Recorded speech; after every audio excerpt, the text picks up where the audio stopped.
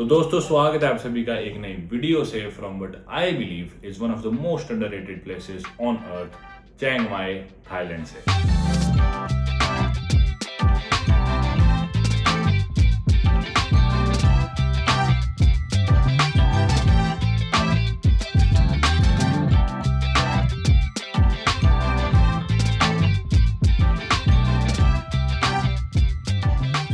मैं इस शहर चियांग माई में आया था क्रिसमस के तुरंत अगले दिन, ये सोच के कि शायद न्यू ईयर तक मैं यहाँ से निकल के जापान पहुंच जाऊंगा, टोक्यो में हूंगा मैं न्यू ईयर पे। लेकिन मुझे फिलहाल चियांग माई आए 3 हफ्ते हो चुके हैं। जी हाँ, जिस शहर में मैं 2 से 3 दिन के लिए आया था, 3 हफ्तों तक मैं अभी भी उसी शहर में हूँ। तो आप इस बात का अंदाजा लगा सकते हो कि मेरे को ये शहर कितना पसंद आया होगा। और आज की वीडियो में मैं आपको दिखाने और बताने वाला हूँ थाईलैंड के इस हिडन जेम के बारे में। हालांकि चियांग माई थाईलैंड की सेकंड लार्जेस्ट सिटी है, लेकिन बैंकॉक के कंपैरिजन में काफी छोटी है। और अगर इस शहर की पॉपुलैरिटी की भी बात करें तो जैसे बाकी शहर है बैंकॉक, पताया, फुकेट, उन जितनी popular tourist destination Chiang Mai शहर नहीं है। यहाँ पे कोई बीचेस नहीं है, लेकिन हाँ, मेरे अपार्टमेंट से सामने माउंटेन जरूर दिखती है। इस शहर की काफी इंटरेस्टिंग चीजों के बारे में मैं आपको बताने वाला हूँ और फिलहाल मैं आपको लेके चलने वाला हूँ इस शहर में मेरी लाइफ में, और अपनी फेवरेट रिकमेंडेशंस इस शहर की आप लोगों के साथ शेयर करूंगा। फिर चाहे वो मेरे फेवरेट जिम्स हो, favourite places, favourite hotels, restaurants, hostels, fitness centres, markets या फिर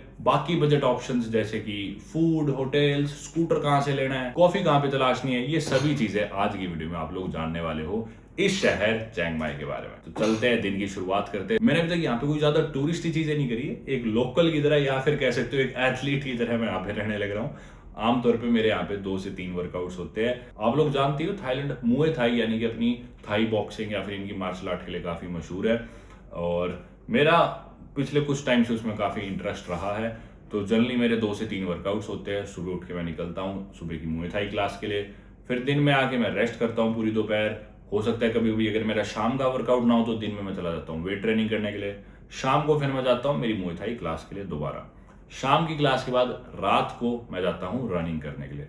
अब ये तीनों चारों पांचों वर्कआउट एक दिन में नहीं होते। एक दिन में मैं मैक्सिमम 2 वर्कआउट करता हूँ। किसी दिन 3 वर्कआउट भी हुए, पर जनरली 2 ही वर्कआउट्स रहते हैं, जिसमें कभी सुबह मुए थाई, शाम को वेट ट्रेनिंग, सुबह वेट ट्रेनिंग, शाम को मुए थाई, और रात को जिसमें आमतौर पे मैं रनिंग करता हूँ। ये सभी चीजें मैं आप लोगों को बताने वाला हूँ, आप लोगों को दिखाने वाला हूँ। फिलहाल चाय पीते हैं और अपने अपार्टमेंट से निकलने की तैयारी करते हैं।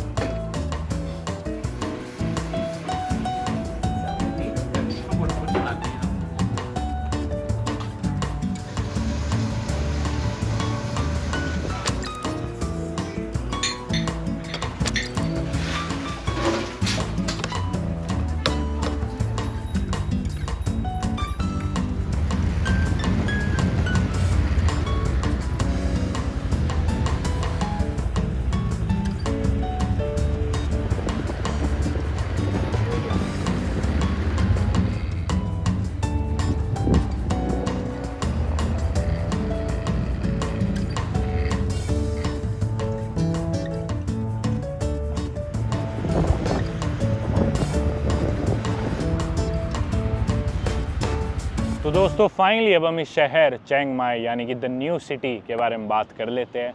न्यू सिटी मैंने क्यों बोला, क्योंकि चियांग माई का लिटरल ट्रांसलेशन यही था इनकी भाषा में, न्यू सिटी। अब इस शहर मॉडर्न डे चियांग माई की हम बात करें इससे पहले थोड़ा सा हम हिस्ट्री में जाते हैं, समझते हैं। आज के दिन जो लाना रीजन है थाईलैंड का, उसकी कैपिटल सिटी है चियांग माई। लेकिन पहले यहाँ पे क्या था, तो मॉडर्न डे थाईलैंड से पहले यहाँ पे कई सारे किंगडम्स एग्जिस्ट करते थे, राजाओं के एम्पायर्स होते थे। और ये जो नदर्न रीजन है थाईलैंड का, इधर एक किंगडम एग्जिस्ट करता था जिसका नाम था लाना किंगडम। लाना का मतलब होता है मिलियन राइस फील्ड्स। जी हाँ, लाना किंगडम के नाम पे ही ये लाना रीजन बना। और पहले जो लाना किंगडम था लेट 13th सेंचुरी में, शायद 1296 में इसे फॉर्म किया गया था किंग मगरई के द्वारा, और उन्होंने ही ये सिटी बसाई थी, ये शहर बसाया था जिसको हम चिंग माई के नाम से जानते हैं। लाना का मतलब मिलियन राइस फील्ड्स, और उसकी कैपिटल सिटी, उसका गढ़, उसका जो टाउन बसाया गया था, मेन जो उसकी कैपिटल थी ये चिंग माई, इसका मतलब होता है न्यू सिटी, यानी कि मिलियन राइस फील्ड्स की न्यू सिटी, यानी कि Chiang Mai the capital of the Lanna kingdom. और ये जो लाना किंगडम था इसमें मॉडर्न डे थाईलैंड का ये नदर्न रीजन तो आता ही था, इसके अलावा इसके पड़ोसी देश लाओ का भी कुछ पार्ट आता था, म्यांमार यानी कि बर्मा देश का भी कुछ पार्ट इस लाना किंगडम के अंडर आता था।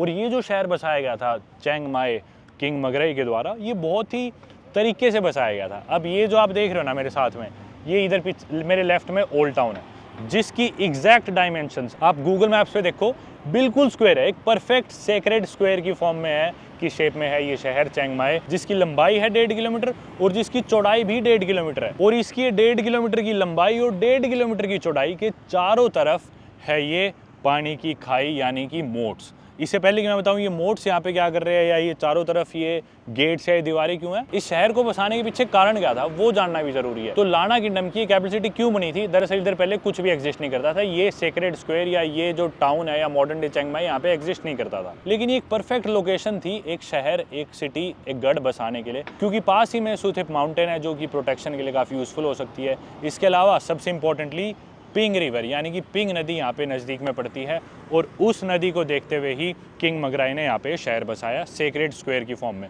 1.5 किलोमीटर लंबाई, 1.5 किलोमीटर चौड़ाई।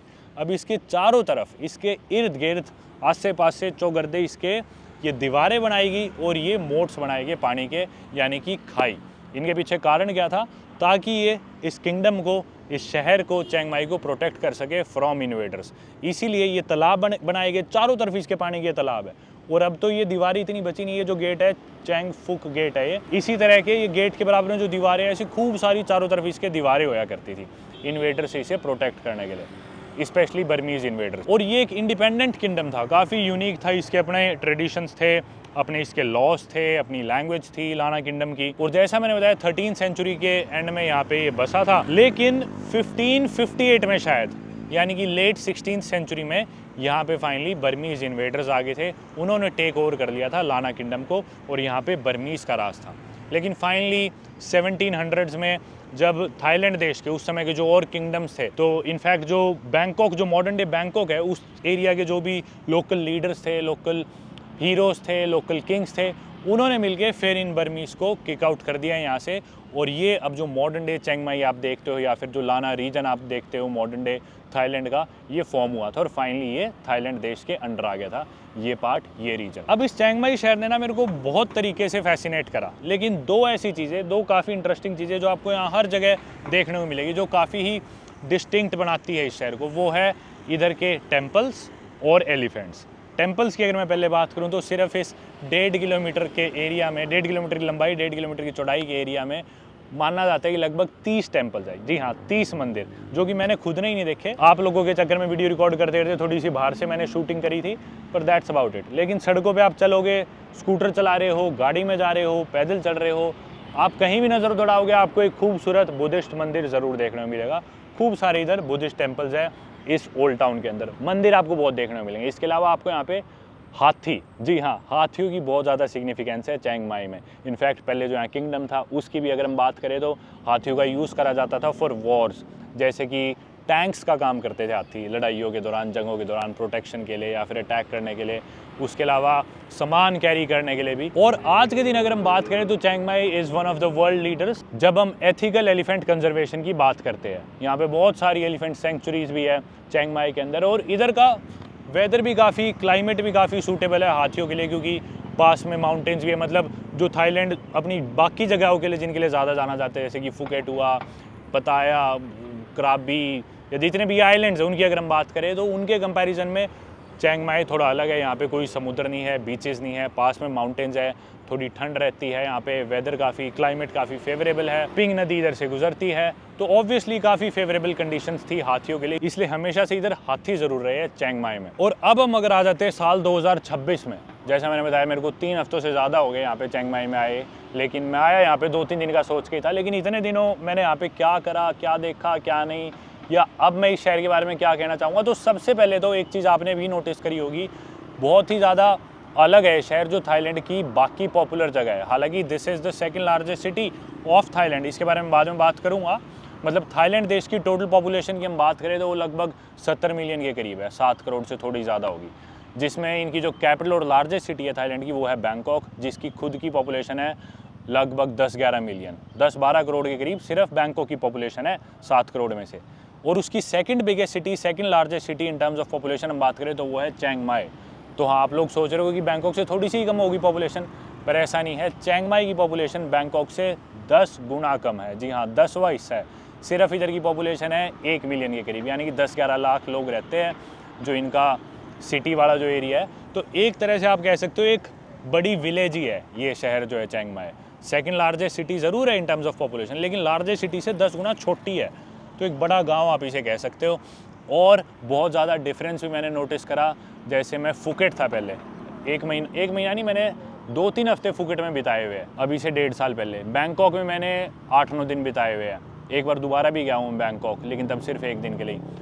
तो आप सबसे बड़ा डिफरेंस जो देखोगे, काफ़ी ही वॉकेबल सिटी है ये। मतलब आपको यहाँ पे लोग पैदल चलते हुए दिखेंगे, स्कूटर्स भी इतने लोग नहीं लेते यहाँ पे, ज़रूरत नहीं पड़ती इतनी, गाड़ियों की ज़रूरत नहीं पड़ती, टैक्सीज़ की ज़रूरत नहीं पड़ती। मतलब 1.5 किलोमीटर का तो ये सारा है ओल्ड टाउन। अगर आप ओल्ड टाउन में रह रहे हो तो कौन सी जगह ऐसी है जो आप पैदल आपको एक्सेसिबल ना हो। ऑब्वियसली बाहर के भी कुछ एरियाज़ है जो मतलब ओल्ड टाउन में नहीं है, उधर जाने के लिए आपको शायद स्कूटर चाहिए हो, लेकिन ओल्ड टाउन में पैदल आप कहीं भी जा सकते हो, ईजिली घूम सकते हो। बहुत ही ज़्यादा वॉकेबल सिटी है, अनलाइक फुकेट में भी मतलब आइलैंड लाइफ है वो भी, लेकिन एक कोने से दूसरे कोने जाने में बहुत टाइम लगता था, स्कूटर चाहिए ही होता था। को फांगन में मैं गया हूँ, वो भी छोटा आइलैंड है, लेकिन फिर भी बिना स्कूटर के आप नहीं जा सकते। या फिर आपको इन शेयर टैक्सीज़, ये जो इस तरह की लाल टैक्सीज़ आ रही है, इन पे बहुत डिपेंडेंट होना पड़ता है। यहाँ पे ऐसा नहीं है। अगर आप ओल्ड टाउन में हो तो मोस्ट लाइकली आपको बिल्कुल ज़रूरत नहीं पड़ेगी किसी भी जगह जाने के, कोई भी व्हीकल की। आप वॉक कर सकते हो ईजिली। देखो, बहुत ही वॉकेबल सिटी है, बहुत ही लेड बैक सा कल्चर है इधर, मतलब लेड बैक माहौल है। आप देखोगे इतनी ज़्यादा फास्ट पेस सिटी नहीं है बैंकॉक की तरह। और हालांकि सेकंड लार्जेस्ट सिटी है, लेकिन सेकंड मोस्ट विजिटेड सिटी नहीं है। अगर हम थाईलैंड की सबसे ज़्यादा विजिटेड या फिर सबसे पॉपुलर सिटीज़ या प्लेसेस की बात करें अमंग्स टूरिस्ट, तो वो ऑब्वियसली बैंकॉक, फुकेट, पताया, फीफी, क्राबी, वो सारे एरिया, तरह तरह की बहुत सारी जगह है। पर टॉप 3 में भी नहीं आती चिंग माई देखा जाए तो, कि भी मोस्ट विजिटेड सिटी या मोस्ट पॉपुलर सिटीज़ की अगर हम बात करें तो थाईलैंड की। और इसी के साथ साथ आपने कल्चर तो देखा कि काफ़ी लेड बैक और वॉकेबल है। अगर आप इधर के लोगों की बात करोगे कि आपको लोग यहाँ पे क्या देखने को मिलेंगे, तो ऑब्वियसली यहाँ के लोकल्स तो देखने को मिलेंगे। थाईलैंड जो देश है उसके नदर्न रीजन के कुछ हिल ट्राइब्स, जैसे कि करेन लोग यहाँ का जो एक ट्राइब है, या फिर हमोंग लोग, या फिर थाई लोग भी आपको देखने को मिलेंगे इधर। तो ये तो लोकल्स की बात रही। इसके अलावा बहुत सारे टूरिस्ट देखने को मिलेंगे, स्पेशली चाइनीज़ टूरिस्ट भरे पड़े हैं। चाइनीज़ टूरिस्ट बहुत आते हैं। ब्रिटिश बहुत ज़्यादा आपको यूके से आए हुए लोग दिखेंगे। मतलब हॉस्टल में अगर आप रुक जाओगे तो लगेगा कि आधा यूके यहीं बसा हुआ है, किसी भी हॉस्टल में जाओगे तो बहुत ब्रिटिश टूरिस्ट दिखेंगे आपको यहाँ पे। तो वही है, लोकल्स, टूरिस्ट, प्लस आपको जो लोग भी या टूरिस्ट भी देखने को मिलेंगे, या एक्सपर्ट्स भी देखने को मिलेंगे, फॉरेनर्स भी या लोकल्स भी देखने को मिलेंगे। बहुत सा बड़ा कंटिंजेंट उनमें से होगा डिजिटल नोमैड्स का या फिर आर्टिस्ट का, और वो भी मतलब पूरी दुनिया से आए हुए आपको आर्टिस्ट देखने को मिलेंगे। जैसे कि इनफैक्ट मैं खुद ही काफ़ी लोगों से मिल चुका जिनका या तो म्यूज़िक स्टूडियो है, कोई म्यूजिशियन है, कोई सिंगर है, कोई वीडियोग्राफर है, फोटोग्राफर है, मतलब तरह तरह की फील्ड से आपको आर्टिस्ट देखने को मिलेंगे। और काफ़ी मतलब आर्टसी सी सिटी है, जो कि मेरे को काफ़ी अच्छी बात लगी इस शहर के बारे में, काफ़ी यूनिक चीज़ लगी। और इससे पहले कि अब मैं चल के बात करूँ कि भी फाइनली जो मेरा एक्सपीरियंस रहा है पिछले 3-3.5 हफ्तों का इस शहर चिंग माई के अंदर, कि भी मेरी फेवरेट जगह कौन सी है, कौन से रेस्टोरेंट्स, कौन से हॉस्टल्स में आप रुक सकते हो, कितना खर्चा आएगा, कितने बजट के साथ आपको प्लान करना चाहिए। स्कूटर मैंने ले रखा है तब से लेके अभी तक, हर रोज़ मेरे पास स्कूटर है, स्कूटर का खर्चा कितना है, किधर होटल लिया जाए, किधर कौन से जिम जाया जाए, किधर खाना खाया जाए, वो सब चीज़ें मैं डिस्कस करूँ। एक चीज़ मैं ऑलरेडी पहले ही आपको एक डिस्क्लेमर दे दूँ कि जो भी मैं इन्फॉर्मेशन बताऊँगा, मेरा जो भी एक्सपीरियंस बताऊँगा, उसमें अनफॉर्चुनेटली आपको नाइट क्लब्स के बारे में, यहाँ के बार्स के बारे में, या फिर म्यूज़ियम्स के बारे में, या मसाज पार्लर्स के बारे में कोई भी रिकमेंडेशंस मेरी तरफ से जानने को नहीं मिलेगी, क्योंकि मैं वही चीज़ें शेयर कर पाऊँगा जो कि मेरे इंटरेस्ट की है, जो चीज़ें मैंने एक्सप्लोर करी हो, है ना। इनफैक्ट मैंने यहाँ के टेम्पल्स भी अभी तक एक्सप्लोर नहीं करे, एलिफेंट सेंचुरीज अभी तक मैंने एक्सप्लोर नहीं करी, वहाँ पे मैं नहीं गया। मैं पाई नहीं गया, पाई यहाँ पे पास में एक शहर है 2.5-3 घंटे दूर जिधर सभी टूरिस्ट जाते हैं, मैं अभी तक वहाँ भी नहीं गया। इनफैक्ट मैं स्टिकी वाटरफॉल्स भी नहीं गया, जो यहाँ पे एक पास में मशहूर वाटरफॉल्स है, मतलब झरना है। आमतौर पे झरने में आपके पैर फिसलते हैं, लेकिन उस झरने के पत्थर कुछ इस प्रकार के कि आपके पैर बिल्कुल उस पर स्टिक होते हैं, चिपकते हैं, आप मतलब गिरते नहीं हो फिसल के। मैं जिप लाइन भी नहीं गया, यहाँ पे पास में एक जिप लाइन है which I suppose is the longest in Asia या हाईएस्ट इन एशिया, कुछ ऐसा है। तो वो जिप हाईएस्ट नहीं, शायद लॉन्गेस्ट है, तो वो जिप लाइन भी इधर से नज़दीक है, मैं वो भी नहीं करने गया। तो मतलब मोस्टली मैंने टूरिस्टी चीज़ें भी अभी तक चिंग माई में नहीं करी है। सच बताऊं तो मैंने यहाँ पे जो अपना समय बिताया है, ज़्यादातर समय वो मैं कहूँगा मोर लाइक ए लोकल बिताया, या फिर लोकल भी नहीं तो मोर लाइक एन एथलीट बिताया, जबकि मैं कोई ऐसा प्रोफेशनल एथलीट भी नहीं हूँ। लेकिन जो भी मेरा रूटीन रहता था, ठीक है, best Muay Thai gyms try करने, बेस्ट वेट ट्रेनिंग के लिए अलग अलग जिम्स में जाना, ओल्ड टाउन के राउंड रनिंग पे जाना, फिर बेस्ट हेल्दी रेस्टोरेंट्स ढूंढने, वो एक्सप्लोर करने, फिर बाकी time rest and recovery. Obviously markets भी मैंने देखी, काफ़ी चीज़ें देखी, वो सब पार्टी है, पर ज़्यादातर जो मेरी लाइफ इधर रही है वो कुछ ऐसी रही है। तो इन चीज़ों के बारे में मानता हूँ आप लोगों को मेरी तरफ से काफ़ी अच्छे सजेशंस और रिकमेंडेशन जानने को मिलेंगे, अगर आपका कोई भी पर्पस या कोई भी इंटरेस्ट उनमें से एक है जो मेरे इंटरेस्ट है। अब दोस्तों, इससे पहले कि मैं आप लोगों के साथ अपनी लिस्ट या रिकमेंडेशन शेयर करूं, मैंने सोचा कि पहले चल के अपन ओल्ड टाउन में चलते हैं। अंदर इनकी संडे मार्केट भी लगेगी आज रात को, थोड़ा सा ओल्ड टाउन घूमते हैं, संडे मार्केट देखते हैं। उसके बाद जैसे ही मौका लगेगा अपार्टमेंट जाके या जहाँ पे भी मेरे ख्याल से अगर ओल्ड टाउन में मौका लगा, या फिर कल या रात को जब भी, मैं आप लोगों के साथ अपनी रिकमेंडेशन ज़रूर शेयर करूँगा। सामने देखो आप नज़ारा, वो पहाड़ दिखते हैं मस्त सिटी से, और मतलब इस रोड पे जब मैं स्कूटर चलाता हूँ तो बहुत मस्त नज़ारा दिखता है। ये गेट है, 1.5 किलोमीटर इसकी लंबाई है, ठीक है, पर अगर बाहर की तरफ से आप जाओगे तो 1.6 किलोमीटर का पड़ता है। और आधे रास्ते में ऐसे ये गेट्स आपको देखने को मिलेंगे जो कि ओल्ड टाउन की तरफ अंदर जाते हैं।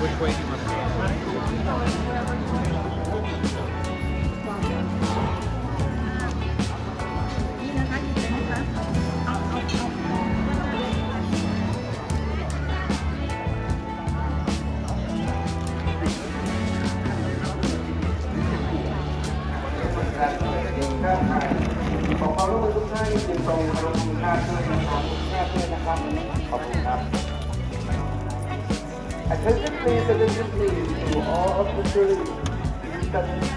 Sorry, it is still 9:30. ในช่วงเวลา 18 นาฬิกาครับถนนผู้เดินเราก็จะ เป็นเวลา 45 นาทีนะครับเพื่อเป็นการ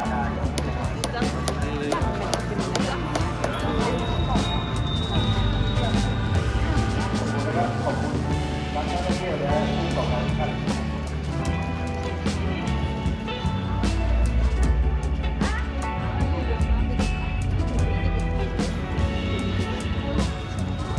ข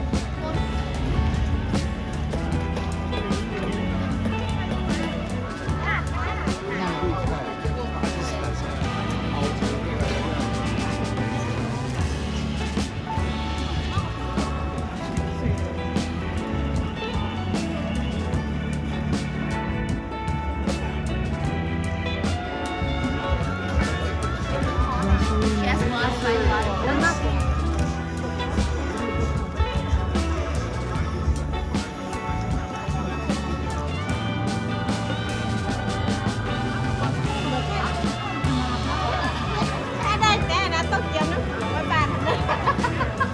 दोस्तों अब फाइनली ये चीज़ डिस्कस कर ली जाए कि भाई चियांग माई शहर में आप घूमने आते हो या फिर रहने आते हो मेरी की तरह, आप 25-25 दिन एक एक महीना अगर इधर बिताने वाले हो तो आप किधर जा सकते हो, क्या कर सकते हो, वो सभी चीज़ें फाइनली डिस्कस कर लेते हैं। जो मेरा पिछला अपार्टमेंट था, अभी मैं उस अपार्टमेंट में नहीं हूँ, अपार्टमेंट मुझे शिफ्ट करना पड़ा था क्योंकि वो अपार्टमेंट बुकड आउट था, आगे मैं एक्सटेंड नहीं कर पाया था स्टे।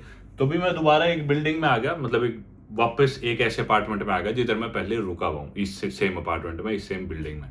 किधर है, क्या है, ये सब चीज़ें मैं आपको भी बताऊंगा कि भी कौन से इलाकों में आप जा सकते हो, रुक सकते हो, या फिर ये बिल्डिंग कौन सी है, कितने में पैसे दे रहा हूँ इस अपार्टमेंट के, वो सारी चीज़ें मैं डिस्कस करूंगा।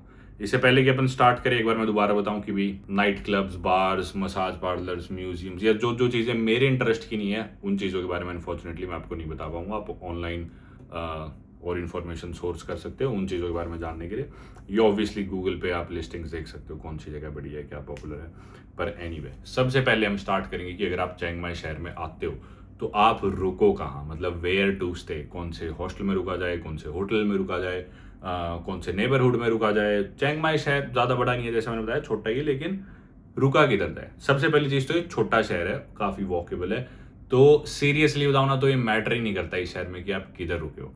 आप किसी भी कोने में रुके हो शहर में, एक स्कूटर जरूर लेना रेंट पे, स्कूटर अपने पास जरूर रखना अगर आपको ट्रैवल करना है तो, मतलब आसपास और चीज़ें एक्सप्लोर करनी है, आप कई दिनों के लिए रहने वाले हो तो 1, 2, 3, 4, 5 दिन के लिए हो तो इतनी ज़रूरत नहीं है, आप वॉक करके आसपास सारी जगह जा सकते हो। लेकिन अगर आपके पास स्कूटर है तो शहर का कोई कोना ऐसा नहीं है जो आपसे 10 से 15 मिनट से ज़्यादा की दूरी पे हो, चाहे वो साउथ में नीचे की तरफ हो, नॉर्थ ईस्ट में हो, वेस्ट में हो, कहीं भी हो। हाँ, अगर आप शहर से दूर, काफ़ी सारे यहाँ पे रिजॉर्ट्स हैं, मतलब चियांग माई शहर से निकल के दूर, शहर से आधा घंटा दूर, उधर जाने के लिए आपको टाइम लगेगा। पर एट द सेम टाइम आपके पास स्कूटर है, जो कि मेरे पास है, और मैं खुद भी रुका हूँ शहर से आधा घंटा दूर, तो स्कूटर पे मैं जाके उधर रुका हूँ।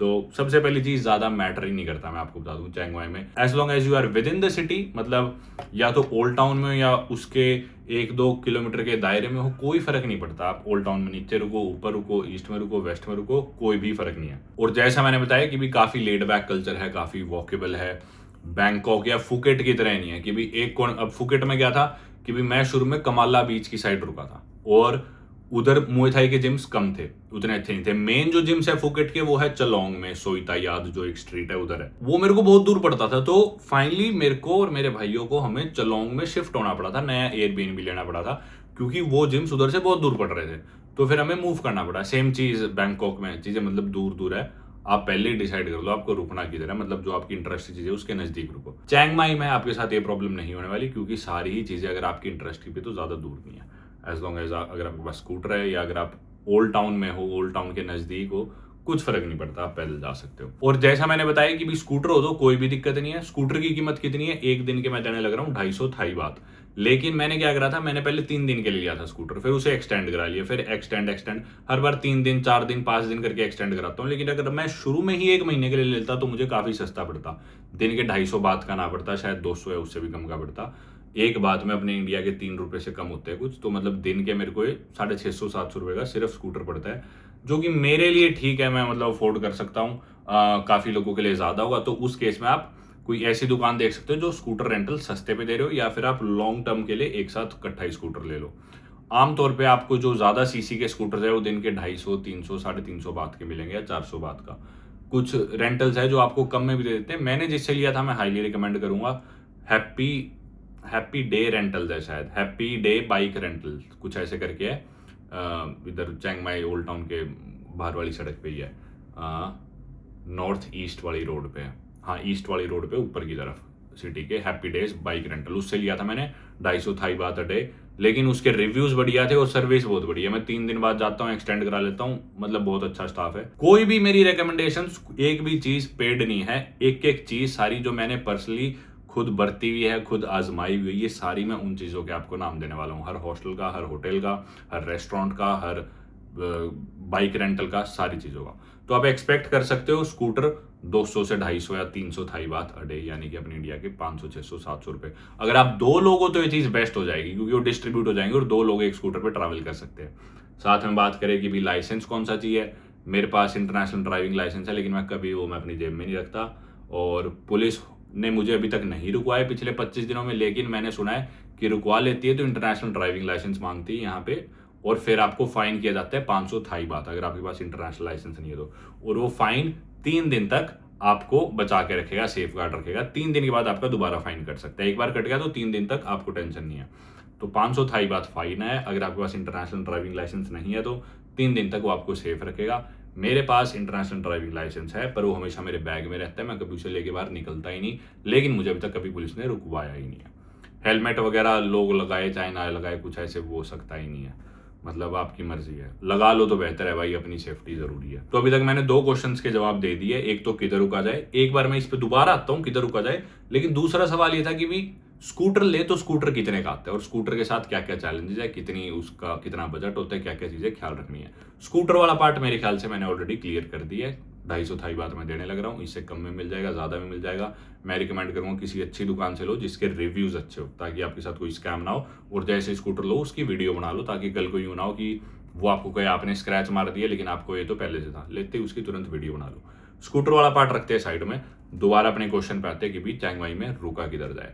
मैं दोबारा कहूंगा कि छोटी सिटी है, वॉकेबल सिटी है, ज्यादा इधर मैटर नहीं करता। मैंने खुद बहुत यूट्यूब पे वीडियोस देखी थी इधर आने से पहले कि भी रुका किधर जाए। मैं काफी मेक श्योर करता हूँ कि मैं बढ़िया नेबरहुड में रुकूं, मेरे पसंद के नेबरहुड में रुकूं, जिसके आसपास मेरे इंटरेस्ट की चीजें हो। एक जिम हो, बढ़िया हेल्दी रेस्टोरेंट हो, या मैं थाईलैंड आ रहा हूँ तो ऑब्वियसली मुए थाई जिम वहां पे काफी नजदीक हो। तो एक मुए थाई जिम जो यहाँ का सबसे पॉपुलर है उसका नाम है डैंग मुए थाई। तो मैं सारे जो भी मैं एयरबीएनबी या होटल्स देख रहा था, मैं ये देख रहा था कि भी डैंग मुए थाई के नजदीक होने चाहिए, पर सब कुछ ही नजदीक था और स्कूटर था तो कोई फर्क ही नहीं पड़ता।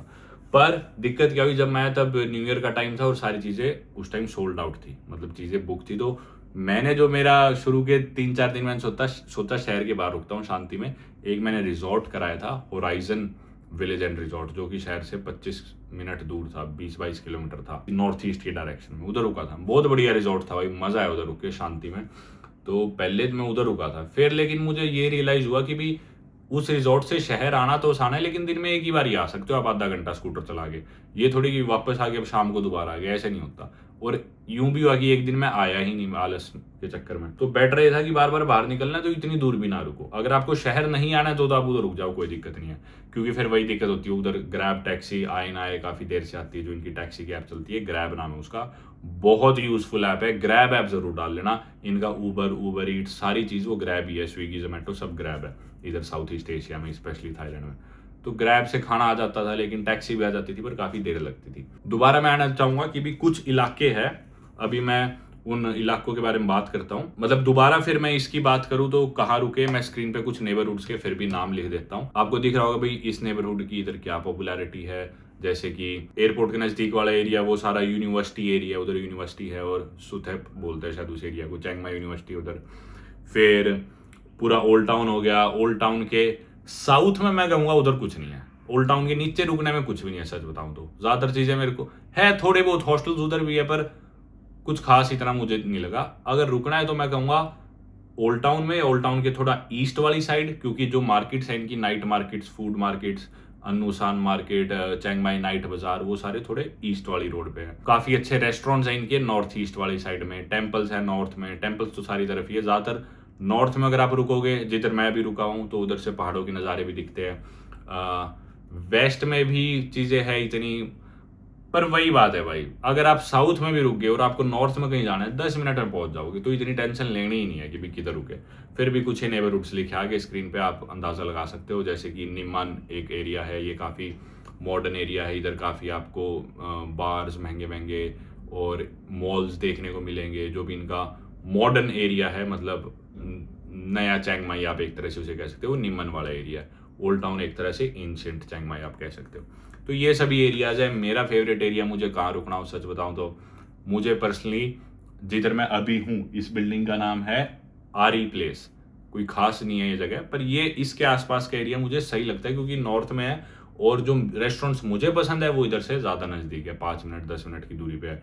जो मुए थाई जिम है वो भी 10 मिनट की दूरी पे है। हालांकि मेरा मुए थाई जिम जिस पे मैं रिसेंटली जाने लग रहा हूँ वो ईस्ट में है, पर जैसा मैंने बताया 10 मिनट लगते हैं। मेरा फेवरेट वेट ट्रेनिंग जिम इधर से सिर्फ 3 मिनट दूर है। तो कहीं भी रुक सकते हो, निमन में रुक सकते हो। अगर आपको बढ़िया रेस्टोरेंट्स, बढ़िया कैफेज, कॉफी शॉप्स पसंद है तो निमन एरिया बेस्ट है आपके लिए, पर वो ओल्ड टाउन से थोड़ा सा दूर है, नॉर्थ वेस्ट में निमन। इससे पहले मैं नीमन में ही था, जो जब मेरी वीडियो स्टार्ट हुई थी वो नीमन वाला एरिया था। तो ये सब चीजें आपको मेरे ख्याल से थोड़ा सा आइडिया हो गया होगा स्क्रीन पे देख के नाम, कि भी अब जो मैं आगे चीजें डिस्कस करूंगा वो सभी चीजें इंटर रिलेटेड है कि भी आप किधर रुके हो। अब अगर मैं कुछ हॉस्टल्स के या होटल्स के मैं आप लोगों को नाम दूं कि भी आप इस हॉस्टल में रुक सकते हो या इस बिल्डिंग में रुक सकते हो या इस होटल में रुक सकते हो, तो वो मैं आप लोगों को बताता हूँ। एरिया मैंने आपको बता दिया, भी नेबरहुड कैसे चूज करें कुछ मैटर नहीं करता, as long as you're close to the city centre, as long as you're close to the old town, it does not matter at all.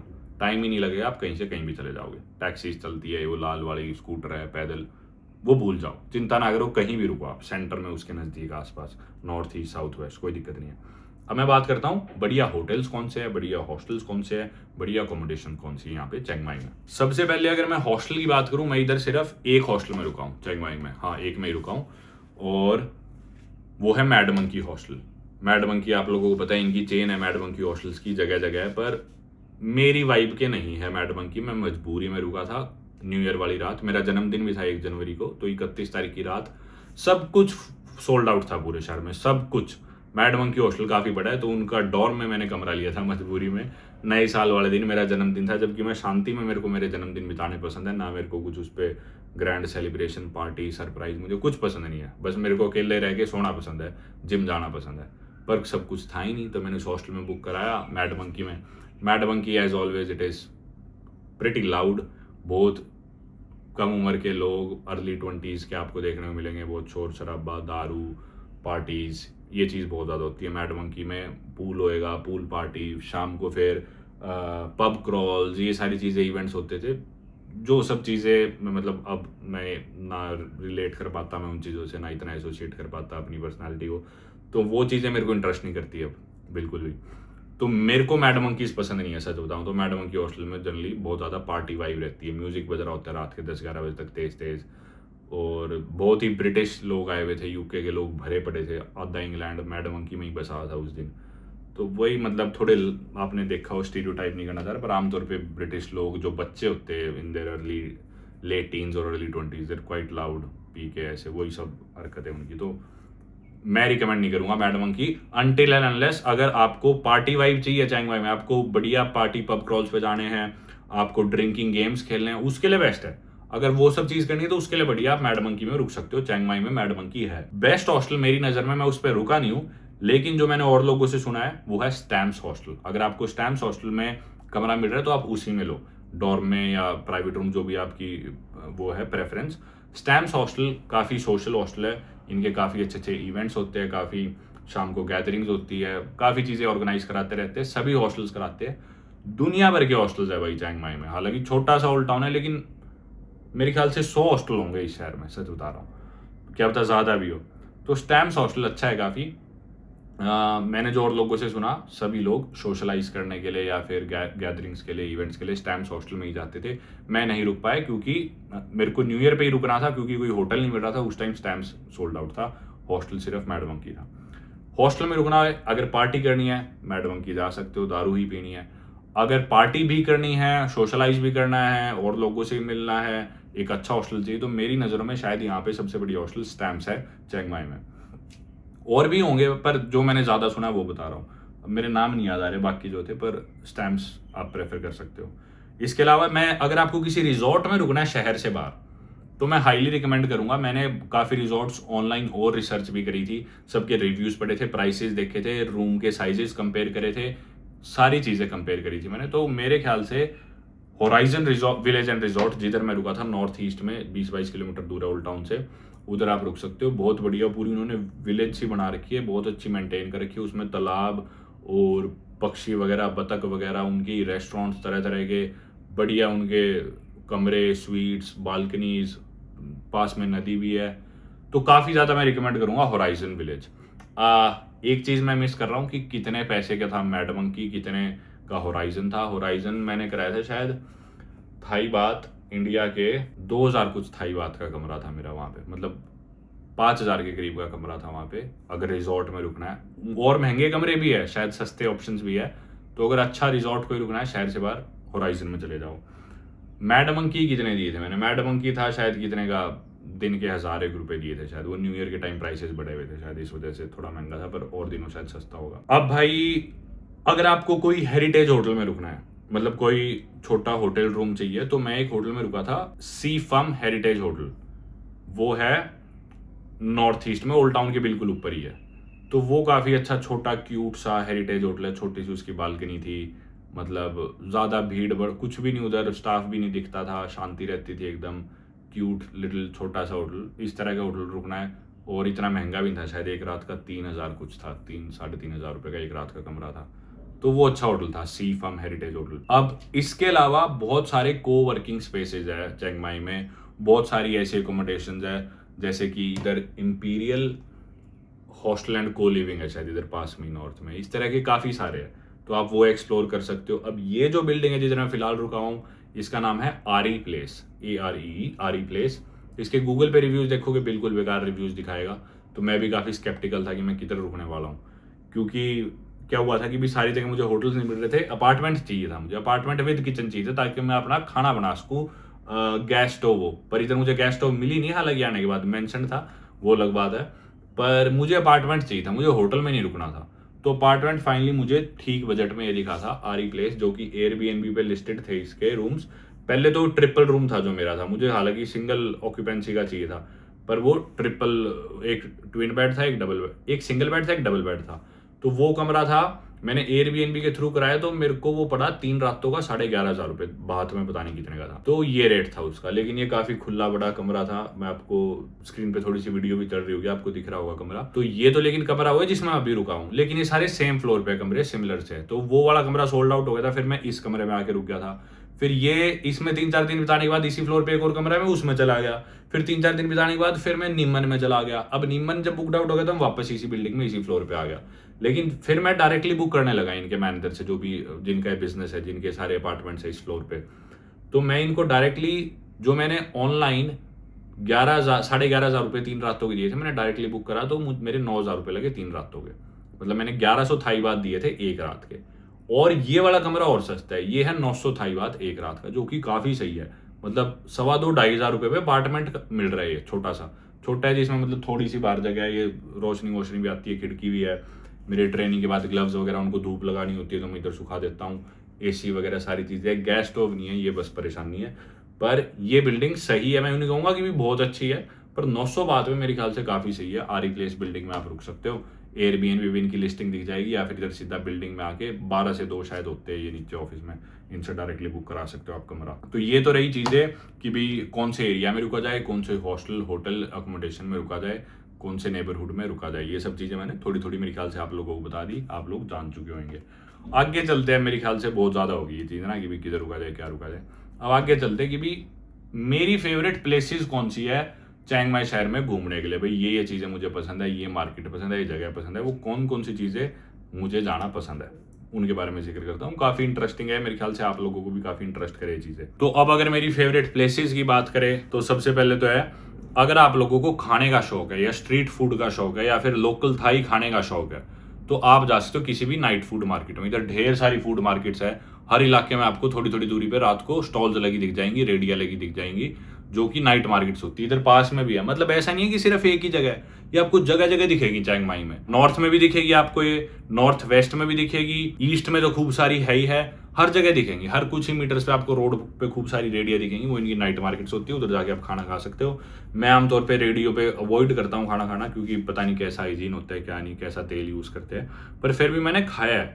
अनुसान market में गया हूँ, जो कि पहली नाइट मार्केट मैं रिकमेंड करूंगा। दूसरी नाइट मार्केट है चिंग माई नाइट बाजार, ये दोनों बराबर है, ईस्ट में पड़ती है, और दोनों के बीच में 400 मीटर का गैप है, तो आप दोनों मार्केट से एक साथ ही घूम सकते हो, चिंग माई नाइट बाजार और अनुसान मार्केट। इसमें मैंने लिया था ग्रिल्ड चिकन एंड राइस लिया था एक बारी एक रेडी से, पता है कितने का? सिर्फ 80 बात का, अपने इंडिया के 200 रुपये का इतना खाना मिला, टेस्टी था, और मेरे को कोई दिक्कत नहीं, पेट पाट सब एकदम सही। और एक दिन मैंने एक जगह आइसक्रीम रोल खाया था, वो 100 बात का था शायद, वो भी टेस्टी था। एक दिन मेरा मीठा खाने का मन कर रहा था। इसके अलावा फ्रूट्स मैंने कई बार खाया है नाइट मार्केट में, वो कई फ्रूट्स काट के देते हैं, वो फ्रूट्स ले लिए। तो दोनों मार्केट्स अच्छी है, दोनों नाइट मार्केट्स घूमने लायक है। और सिर्फ आपको यहाँ पे खाना नहीं, कपड़े भी मिलेंगे, रेडी भी मिलेंगी तरह तरह की, और ज्वेलरी मिलेगी, रेस्टोरेंट्स भी मिलेंगे आपको, तरह तरह के मतलब हैंडीक्राफ्ट्स मिलेंगे, सोवेनियर्स मिलेंगे, ये सारी रेडियाँ नाइट मार्केट्स में लगती है। साथ में खाने के तो ऑप्शंस मिलेंगे भर भर के, कुछ भी आपको खाना हो, लोकल इनके जो भी थाई खाने होते हैं, पैड थाई वगैरह, वो सारी चीज़ें आपको वहाँ खाने को मिलेगी, एक्सपीरियंस करने को मिलेगी, और बिल्कुल सस्ते। तो अनुसान मार्केट में गया हूँ कई बार, चियांग माई नाइट बाजार में कई बार गया हूँ, दोनों बहुत बढ़िया है। तीसरी चीज़ जो मेरी पसंद की है वो है वाइट मार्केट। वो किधर है? वो निम्मन में ही है। वाइट मार्केट थोड़ी मॉडर्न सी है, मतलब उधर भी रेडियाँ दिखेंगी, पर वो थोड़ी प्रीमियम फील आएगी आपको एकदम, मतलब लाइट्स वगैरह अच्छी लगी हुई है। और रात को जाओगे तो, दिन में जाओगे तो मतलब आपको वही वाइट सी चीज़ें दिखेगी, वो सब थीम। और रात को मेरे ख्याल से 10-1 बजे बंद होती है मार्केट, 10-11 बजे। उधर एक 24 आवर जिम भी है, जेट्स फिटनेस करके है शायद, पर उस जिम में मत जाना भाई, वो बाद में आऊँगा मैं। पर वाइट मार्केट अच्छी है उधर, मतलब आपको ज़्यादा चाइनीज़ और थाई लोग ज़्यादा दिखेंगे वाइट मार्केट में, जो मैंने चीज़ नोटिस की। और वाइट मार्केट थोड़ी महंगी भी है, उधर खाने पीने की चीज़ें महंगी है, थोड़ी ज़्यादा प्रीमियम चीज़ें भी मिलेगी। इतना ज़्यादा आपको मतलब लोकल डेलिकेसीज भी मिलेंगी, पर वो थोड़ी सी ज़्यादा, मतलब यूँ लगा लो, ज़्यादा अच्छी गार्निशिंग के साथ मिलेगी, बस इतना फ़र्क है। थोड़े ज़्यादा प्रीमियम वहाँ पे खाने के ऑप्शंस आपको मिलेंगे, बाहर की चीज़ें भी मिलेंगी काफ़ी खाने पीने की। तो ये सब चीज़ें, वाइट मार्केट भी अच्छी है। निम्मन में थोड़ी ज़्यादा मॉडर्न है, थोड़ी ज़्यादा प्रीमियम है, थोड़ी ज़्यादा ओल्ड टाउन से दूर है वाइट मार्केट, पर अच्छी है। वाइट मार्केट में मैंने एक चीज़ देखी, एक दिन रात को मैं 10:30 वहाँ से गुजर रहा था, और किसी ने अपनी रेडी, मतलब कोई कपड़ों की और चप्पलों की दुकान थी, मतलब काफ़ी रेडी तो कहने की बात होगी, कियोस्क सा था, और वो मतलब ताला लगा के चले गए, लेकिन बाहर रखा हुआ है सामान, और पूरी रात सामान बाहर रहते हैं, कोई उठा के नहीं लेके जा रहा। तो आप अंदाज़ा लगा सकते हो कितना सेफ है चियांग माई शहर, मतलब सामान बाहर छोड़ के अपनी वो उसके ताला लगा के, और कल सुबह आके मार्केट में वहीं से वो अपनी जूती या चप्पल वहीं से बेचेंगे, बाहर की बाहर ऐसे छोड़ के। तो काफ़ी सही इंटरेस्टिंग चीज़ थी। इसके अलावा संडे वॉकिंग मार्केट जो आपने वीडियो में देख ली है, हर संडे को लगती है शाम को, जैसे ही मतलब 5-6 बजे स्टार्ट हो जाती है और रात तक चलती है। अब इसके अलावा वन निम्मन एरिया है। वन निम्मन वही वाला नेबरहुड है जिधर मैं रुका हुआ था इससे पहले। वो एरिया मैं कहूँगा बस निम्मन बोल लो, वन निम्मन बोल लो, वो एरिया थोड़ा सा ज़्यादा मॉडर्न है, ज़्यादा आपको बड़ी बिल्डिंग्स दिखेगी, महंगे रेस्टोरेंट्स, महंगी कॉफ़ी शॉप्स, महंगे gyms, premium side of the city वही है निम्मन वाला एरिया। तो मैं पसंद करता था निम्मन, मतलब कई बार किसी अच्छे रेस्टोरेंट पे जाके खाना हो, अच्छी कॉफ़ी शॉप पे जाना हो, उधर रोस्टरी करके काफ़ी पॉपुलर कॉफ़ी शॉप है, या और अच्छे रेस्टोरेंट में किसी में। एक दिन मैंने इंडियन खाना खाया जब से आया तो उधर ही गया था मैं एक इंडियन रेस्टोरेंट में। तो वो एरिया बढ़िया है, काफ़ी मॉडर्न सा, आपको वहाँ पे मतलब चीज़ें थोड़ी, मॉल भी है उधर, माया मॉल है, एक और मॉल भी है शायद।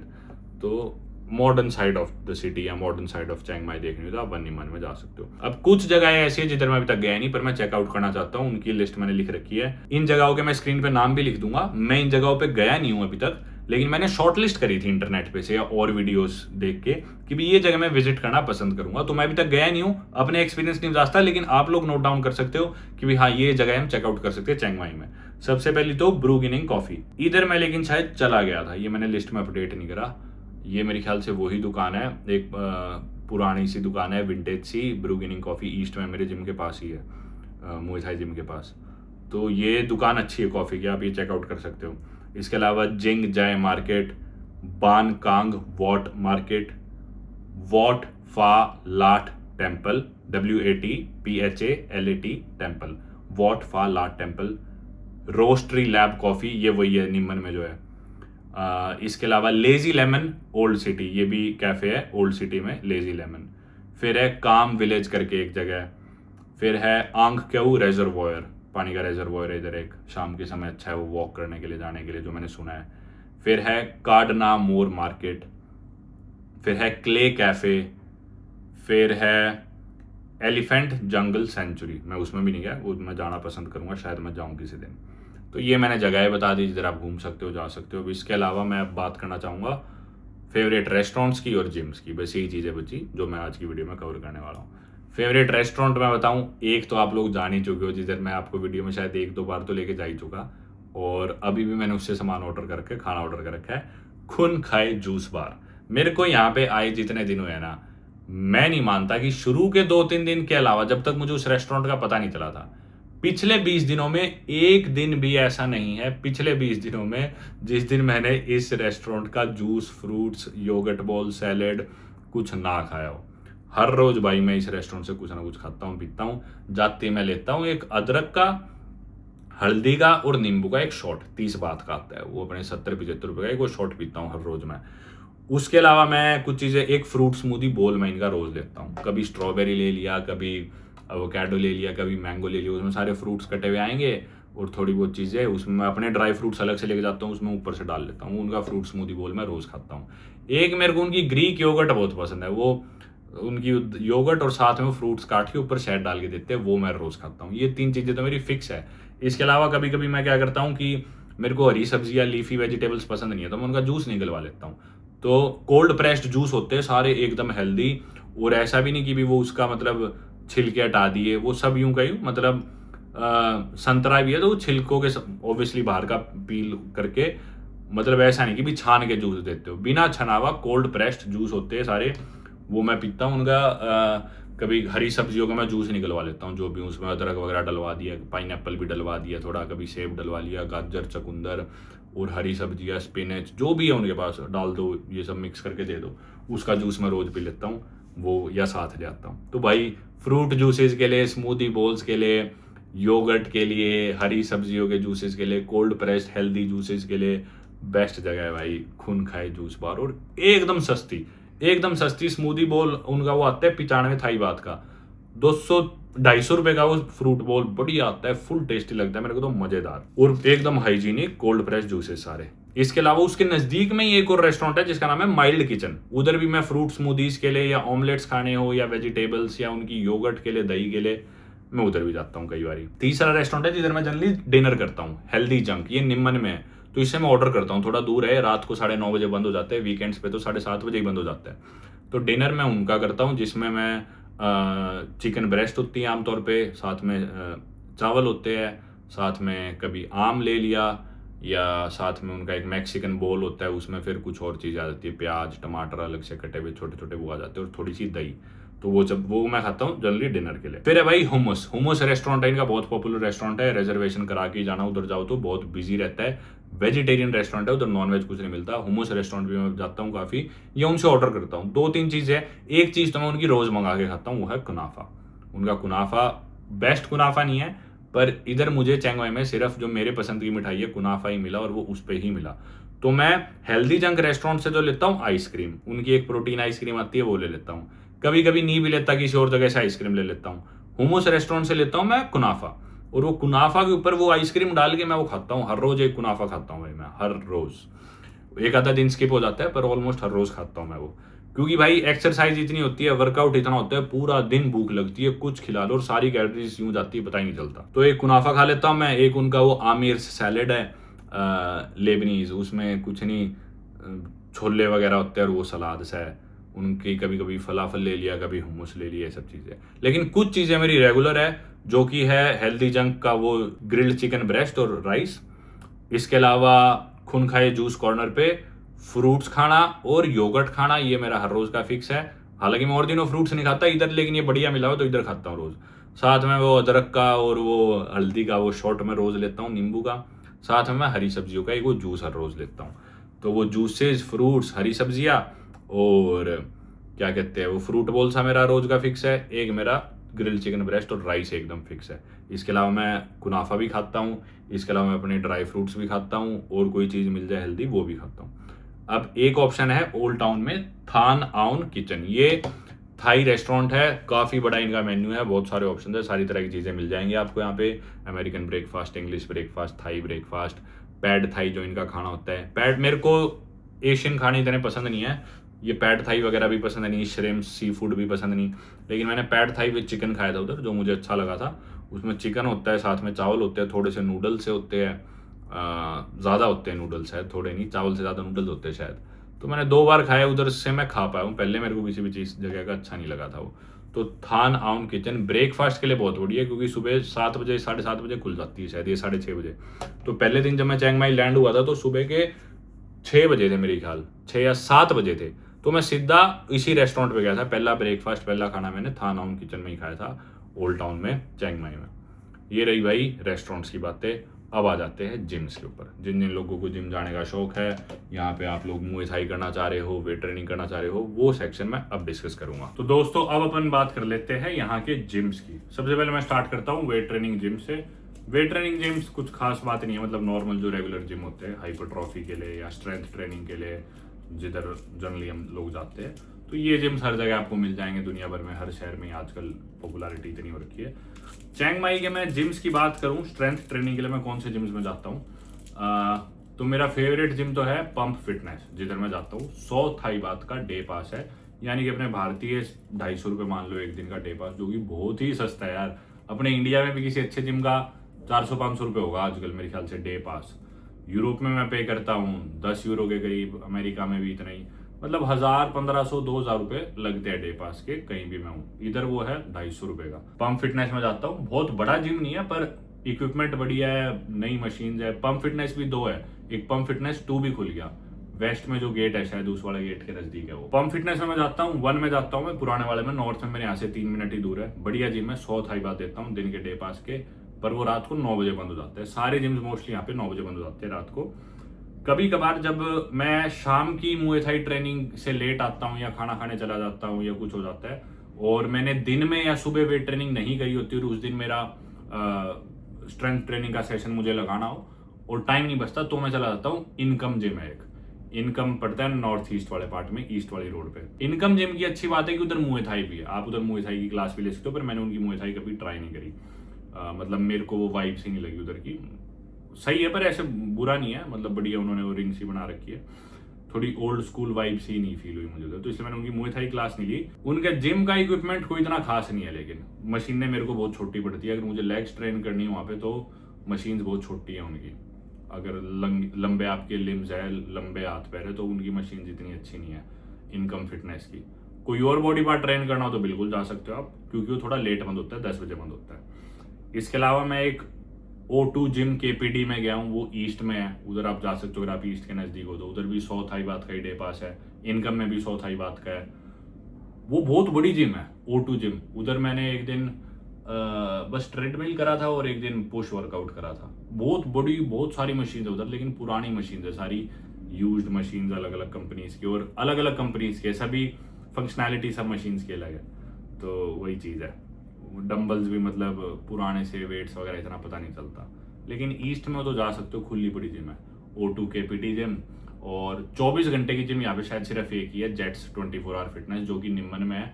वो बहुत महंगी है भाई, 1500 बात का डे पास है उधर, 1500 बात का। गया था मैं, वो रेट देख के मैं उल्टा आ गया, मैं मुझे नहीं करनी, क्योंकि एक दिन मेरी मिस हो गई थी और मेरा यूँ था कि नहीं यार आज करनी है स्ट्रेंथ रनिंग। तो मैं 10 बजे गया जिम में उधर, बाकी सारी बंद हो चुकी थी।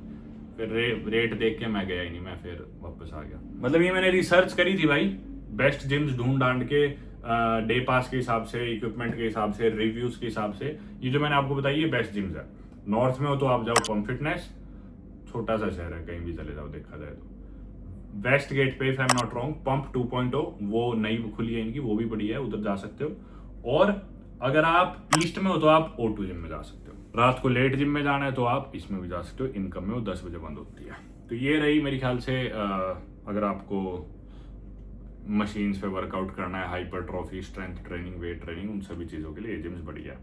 इसके अलावा जो मेरे 2 वर्कआउट्स और होते हैं वो होता है, एक तो कार्डियो एंड्योरेंस यानी कि रनिंग, और दूसरा मुए थाई, वो थोड़ा स्किल बेस्ड ज़्यादा हो गया। तो मुए थाई जिम्स की बात करें तो मैंने यहाँ पे बहुत मुए थाई जिम्स ट्राई करे हैं, बहुत मैंने रिसर्च करी है। मैं आपको बता दूं मुए थाई के लिए तो मैंने बहुत ही ज़्यादा रिसर्च करी है। रेडिट पे पोस्ट पढ़ी है लोगों की, गूगल पे रिव्यूज़ पढ़े हैं, पर्सनली लोगों से पूछा है आप कौन से जिम में गए हो, कौन सी जिम बढ़िया है। जो लोग इधर रह के गए हैं चिंग माई, उनसे पूछा है कि चिंग माई में बढ़िया जिम्स कौन सी है मुए थाई की। तो मैं कुछ जिम्स के आपको नाम बताता हूँ, स्क्रीन पे लिख देता हूँ। ये सारे जिम्स यहाँ के बेस्ट है, जिसमें आ गया डैंग मुए थाई, मनासक मुए थाई, मानोप, सिट थाईलैंड, एक आधा मैं कोई और मिस कर रहा हूँ तो स्क्रीन पे लिख दूंगा, थपाए ये भी है, और एक आधा और शायद हो, पर अभी जो मैं आपको बताने वाला हूँ वो कन्वीनियंस के हिसाब से, एक आधे और है पर वो शहर से बहुत दूर है तो इसलिए मैं नाम नहीं ले रहा। एक वेस्ट में भी है, कौन सा, एक कोई रिजॉर्ट है वो रिजॉर्ट बढ़िया लेवल का रिजॉर्ट बना रखे उन्होंने, एक थोड़ा प्रीमियम टाइप का भी है, पर वो मेरे पसंद का नहीं है। एक ऐसा भी है कि काफ़ी प्रीमियम लग्जरियस रिजॉर्ट है, उसमें मुए थाई जिम है, इस तरह के भी है एक आधे। उसका मेरे को नाम नहीं याद आ रहा है यार, वो उनकी ब्लैक सी वेबसाइट है।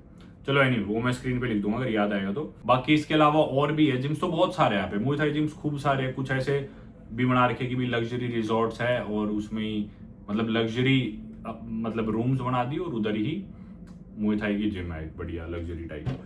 पर स्टार्ट करते हैं भाई सबसे पहले जो मेरी फेवरेट जिम मैं कहूँगा भाई, मेरी से पहले ये बताता हूँ सबसे पॉपुलर कौन सी है, वो है Dang Muay Thai. Dang Muay Thai popular क्यों है? क्योंकि बहुत बड़ी जिम है, बहुत बिजी जिम है, बहुत कमर्शियल जिम है। डैंग मुए थाई में मेरे ख्याल से सबसे ज़्यादा लोग आते हैं ट्रेन करने के लिए, मेरे ख्याल से सबसे ज़्यादा ट्रेनर्स भी डैंग मुए थाई में ही हैं। और डैंग मुए थाई की अकोमोडेशन भी है, काफ़ी प्रोज एंड कॉन्स है हर जिम के। तो सबसे पहले डैंग मुए थाई से स्टार्ट करते हैं जो सबसे पॉपुलर है। तो डैंग मुए थाई का जो पर डे सेशन है, अगर आपको एक क्लास लेनी है तो 1 डे का डे पास कितने का है? डे पास है 450 थाई बात का, जो सबसे महंगा है जितने भी जिम्स है मुए थाई के चिंग माई में सबसे महंगा है डैंग मुए थाई, जो सबसे पॉपुलर भी है। 450 थाई बात का डे पास है जिसमें आपको ग्रुप क्लास मिलेगी। मैं पर्सनल सेशन की बात नहीं कर रहा, ग्रुप सेशन 450 थाई बात का है। अब इसमें अगर आपके पास आपके ग्लव्स और शिन गार्ड्स वगैरह सब चीज़ें हैं तो आपको एक्स्ट्रा पैसे नहीं देने। अगर आपको ग्लव्स भी बोरो करने हैं तो उसका 50 थाई बात अलग से पैसे लगेंगे, तो यानी कि 500 थाई बात आपके लगेंगे एक दिन के ग्रुप क्लास के, जिस ग्रुप क्लास में कम से कम 40 लोग और होंगे, 50 लोग और होंगे। इतनी बड़ी बड़ी उनकी ग्रुप क्लासेज होती है डैंग मुए थाई में। सुबह के टाइम की बात कर रहा हूँ मैं, सुबह के टाइम 8 बजे की उनकी क्लासेज लेता था, सुबह 8 बजे इतने लोग मिलते थे। और उनकी दिन में 3 क्लासेज होती है, 90 मिनट की एक ग्रुप क्लास होती है डैंग मुए थाई में, दिन की 3 क्लासेज होती है ग्रुप क्लास। एक सुबह होती है 8 बजे, 8 बजे ना 8:30 बजे, हाँ। दूसरी होती है दोपहर के 1:30 बजे, तीसरी होती है शाम के 4 बजे। ये इनकी 3 ग्रुप क्लासेज है। थोड़ा सा हो सकता है मैं टाइम आधा घंटा आगे पीछे कंफ्यूज कर गया हूँ, पर इनके प्रोज ये है डैंग मुए थाई के 3 क्लासेज होती है दिन की, आपके पास ऑप्शन ज़्यादा है, 90 मिनट्स के सेशन है। अकोमोडेशन है इनके पास, आप कई दिनों के लिए कैंप लगाना चाह रहे हो मुए थाई का तो आप डैंग मुए थाई में कैंप लगा सकते हो, वहीं पे कमरा है, वहीं पे जिम है। और बहुत अच्छे अच्छे पैकेजेज हैं इनके, मतलब 25,000 थाई बात में सिंगल ऑक्यूपेंसी का कमरा है, शायद 30,000 32,000 थाई बात में डबल ऑक्यूपेंसी का कमरा है जिसमें 2 लोग उसमें रुक सकते हैं। और पूरे महीने आप कितनी ही क्लासेज लो, 3 क्लासेज दिन में आप कितनी क्लासेज लो, अनलिमिटेड क्लासेज है उसमें पूरे महीने। तो वो काफ़ी सही स्कीम है इनकी डैंग मुए थाई वालों की। पूरे महीने का कैंप लगाना है तो उधर ही कमरा लेकर रुको और कैंप लगाओ, बहुत सही है। ये इनका बहुत बड़ा प्रो है, इनकी क्लासेस बहुत ज़्यादा है, बहुत बड़ा प्रो है। ट्रेनर्स बहुत ज़्यादा है, अगर आपको प्राइवेट सेशन लेना हो तो कोई ना कोई ट्रेनर शायद आपको खाली मिल जाए, पर एट द सेम टाइम वही है, बिजी बहुत है कि लर्नर्स भी बहुत है, स्टूडेंट्स भी बहुत है। ये काफ़ी चीज़ है। एक और इनका प्रो है कि संडेज को भी क्लासेज होती है। बाकी जिम संडे को सारे बंद होते हैं, डैंग मुए थाई खुला होता है, संडे को भी इनकी क्लास लगती है। और एक प्रो ये है कि आपको हर लेवल के लर्नर्स मिलेंगे यहाँ पे। ऐसे लोग भी मिलेंगे जिन्होंने कभी पंच मारना ही नहीं आता, कभी ग्लव ही नहीं देखा, कभी यूँ नहीं पता बॉक्सिंग क्या होती है या मुए थाई क्या होती है, जिसमें कोई बुराई नहीं है, मैं भी ऐसा ही था, काफ़ी लोग ऐसे ही होते हैं। तो ऐसे लोग भी आपको हर स्किल के मिलेंगे, आप बिल्कुल बिगिनर भी मिलेंगे, ऐसे भी मिलेंगे जिन्हें पता ही नहीं क्या जैब क्या होता है, तो ऐसे भी मिलेंगे। काफ़ी ऐसे मिलेंगे जो इलीट फाइटर्स भी है ऐसे। तो हर स्किल लेवल के बिगिनर, इंटरमीडिएट, एडवांस। मैं एडवांस नहीं हूँ, ना ही मैं इंटरमीडिएट हूँ, मैं मेरे ख्याल से बिगिनर से एक लेवल शायद ऊपर हूँ, इंटरमीडिएट से नीचे हूँ। तो मतलब मेरी स्किल के भी लोग वहाँ पे थे, सारी चीज़ें। तो डैंग मुए थाई के प्रोज मैंने बता दिए, कॉन्स मैं क्या बताऊँ, बहुत बड़े ग्रुप होते हैं भाई, बहुत ही बड़े। तो जो इसमें क्या होता है कि ना, अगर 50 लोगों का ग्रुप है तो ऑब्वियसली ट्रेनर ध्यान नहीं, ट्रेनर्स भी कई सारे, लेकिन 1-to-1 कनेक्शन नहीं होता कभी भी ट्रेनर के साथ। ट्रेनर समझ ही नहीं पाएगा ये सीख रहा है चीज़ या नहीं सीख रहा है, ये इसने करी ये चीज़ या नहीं करी, वो दिक्कत बहुत आती है।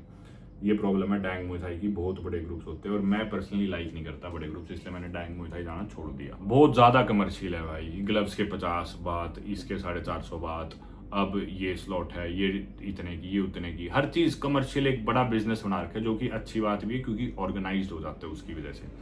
पर मेरे को थोड़ा old school type training Muay Thai को लेके मैं करना चाहता, तो इसलिए मेरी वाइब नहीं है।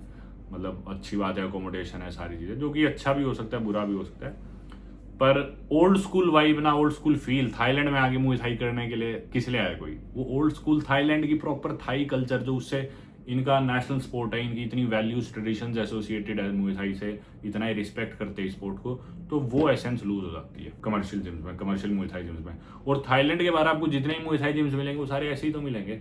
तो थाईलैंड आके अगर आप ट्रेन कर रहे हो तो मेरी नज़रों में मानता हूँ कि एक ओल्ड स्कूल जिम में ट्रेन करना ज़्यादा बेहतर है। आप पे ज़्यादा टेंशन दी जाती है, आपको पूरे जो कस्टम्स एसोसिएटेड है मुए थाई के अराउंड वो भी आप सीखते हो, तो वो फील डैंग मुए थाई में नहीं आती। तो ये था डैंग मुए थाई। दूसरा जो जिम है जो काफ़ी बड़ा जिम है और मुझे काफ़ी सही लगता है वो है मनासक मुए थाई। मैं कहूँगा मेरा फेवरेट जिम अगर मुझे कहना हो मुए थाई का चियांग माई में तो मनासक मुए थाई है। 400 थाई बात का इनका एक डे पास होता है, एक ग्रुप क्लास का जिसमें और लोग भी होते हैं। 400 थाई बात वही अपने 1000-1100 रुपये, जो कि सही है, लेकिन इनकी बहुत इंटेंसिव ट्रेनिंग होती है। 2 घंटे का इनका एक सेशन होता है। मोस्टली जिम्स के 1 घंटा 1.5 घंटे के सेशन होते हैं। मनासक में 2 घंटे के इंटेंसिव सेशन होते हैं जिसमें आपको क्लिंचिंग भी कराई जाती है। ये सब चीज़ें मैं बताता हूँ क्या है। तो प्रोस की बात करें तो इतना महंगा नहीं है, मतलब डैंग से सस्ता है 400 थाई बात। प्रो ये भी है कि 2 घंटे के सेशन होते हैं। इसे कुछ लोग कौन भी मान सकते हैं कि ज़्यादा इंटेंसिव ट्रेनिंग हो जाती है, कुछ लोगों के लिए 2 घंटे नहीं होता। तो मैंने इसे प्रो समझा, लेकिन कि भी अच्छा 2 घंटे के सेशन है। एक और प्रो है कि ओल्ड स्कूल है, ओल्ड स्कूल वाइब आएगी आपको प्रॉपर मनासक में। चौथा है प्रो इनका कि भी ट्रेनिंग बहुत बढ़िया है। ट्रेनर्स आपकी स्किल के हिसाब से आपको करवाएंगे, मतलब धक्का नहीं करेंगे। वो मेरे को चीज़ वहाँ पे, हालांकि ओल्ड स्कूल था, इंटेंसिव ट्रेनिंग थी, लेकिन मैं काफ़ी फाइटर्स के लेवल का नहीं था, तो मुझे वो केयर और अटेंशन दी जो मतलब कम स्किल वाले इंसान को दी जाएगी।